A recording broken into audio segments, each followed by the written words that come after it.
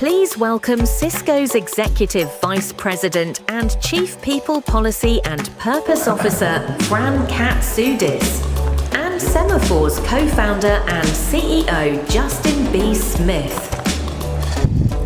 Good morning again. Good morning. Fran, it is, Fran Katsoudas. I'm thrilled to welcome to the stage here. Thank you. It's a very, very nostalgic moment for us at Semafor because, Fran Katsoudas is a very, very accomplished business leader in America. She is she runs many different things at Cisco, the global technology company. She's the Chief People Officer, the Chief Policy Officer, the Chief Purpose Officer. She's also in charge of overseeing Cisco's African business and spends many, many months a year in Africa across the whole continent. So is really on the ground, so has an amazing perspective. It's nostalgic for us at Semafor because actually Fran was with us at the very beginning of our company when we started the first Semafor Africa Summit in Washington, D.C., and she was one of the first executives to support our efforts. So welcome back, Fran. Welcome back home, and thanks for your support from the beginning.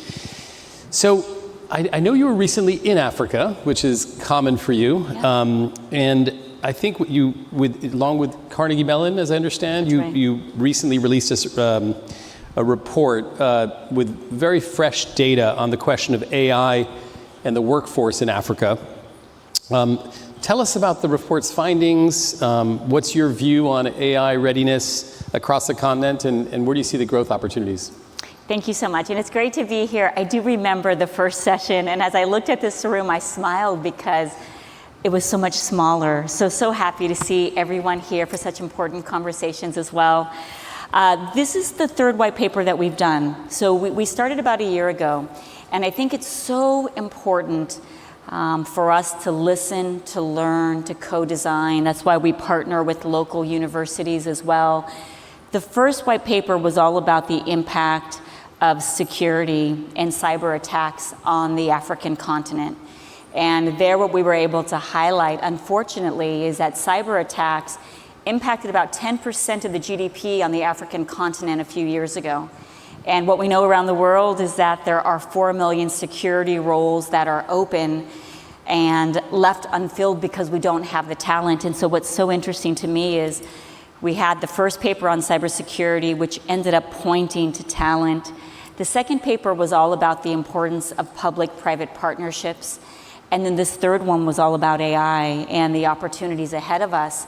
And what stands out in this white paper on AI with Carnegie Mellon is that first, youth on the African continent are using AI tools more than anywhere else in the world.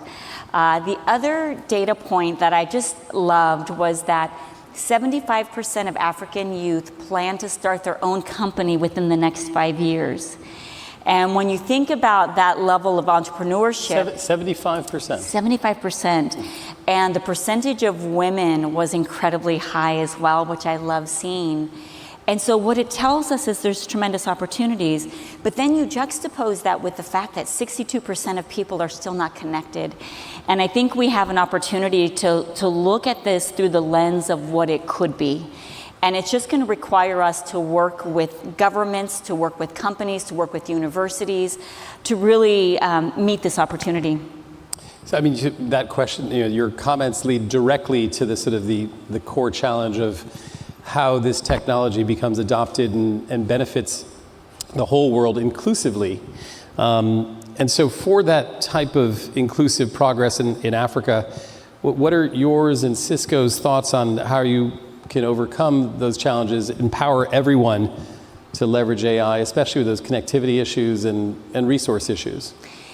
Yeah, it's funny. I love weeks like this for the listening that we can do and how people can change our thinking. I was at a dinner on Monday night, and someone said to me that he believed that because of AI, we'd be able to finally address and beat global poverty. And I thought that was so fascinating.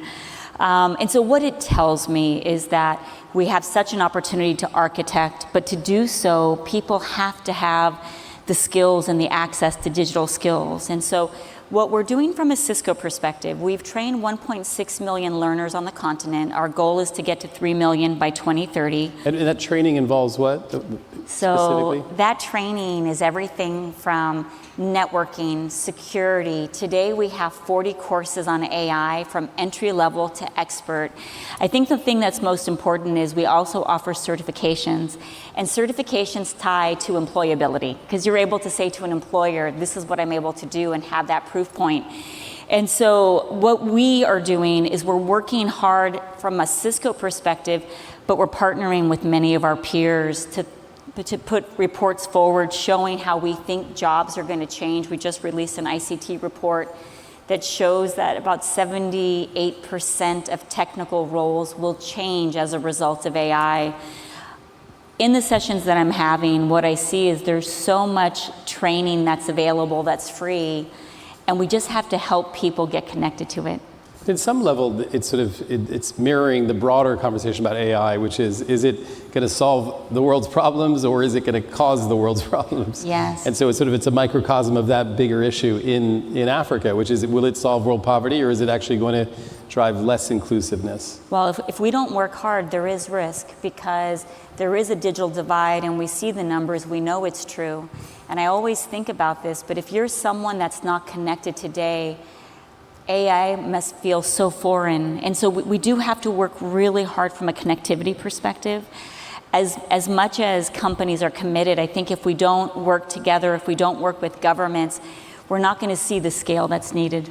Yeah. And that's amazing insights on the learning and skilling that you're doing. But I know that you also do a lot of work with universities and governments across Africa, as I understand. How, across the whole continent, but also across these different types of communities, are folks approaching AI readiness in different ways? And what's surprised you about the different approaches around digital transformation? Yeah, one of the most interesting things is that I do think we're all evolving, whether you're a company or a university, kind of your context is changing. But if you think about it, in the university setting, sometimes when students use AI, they're cheating, right?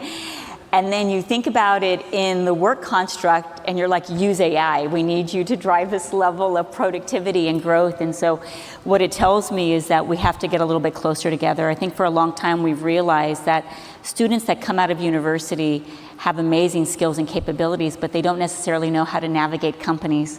And I see more and more companies like Cisco working hard on that onboarding process as well.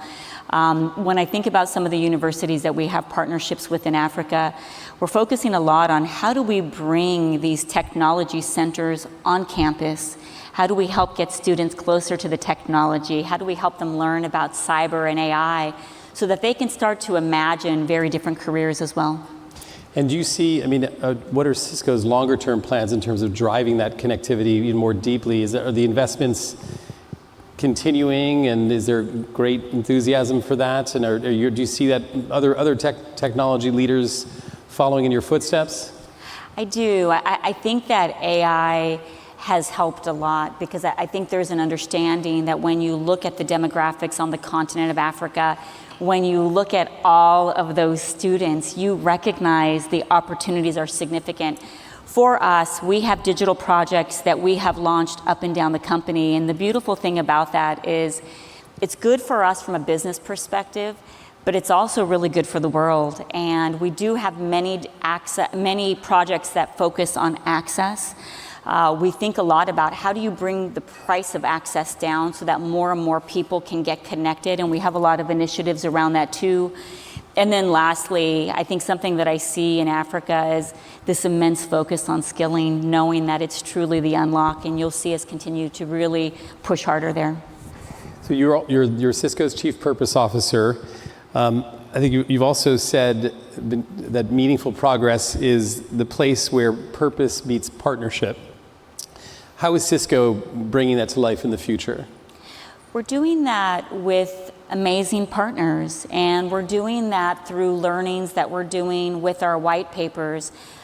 We really believe that you don't have to make a choice between doing good, for the world and doing good for business, that you can do both. And when you set that construct up as a company, it makes you think a lot differently. I think the other thing that it does, Justin, is it gives you more of that long-term view, which I think is really important as well.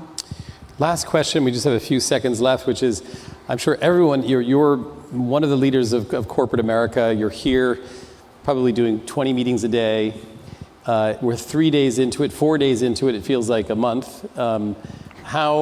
What's your sort of sense of UNGA 2025 and what the kind of the big themes that are emerging, or at least some of the themes? I know you were on Morning Joe this morning. Yeah. But do you have any thoughts on that before we close?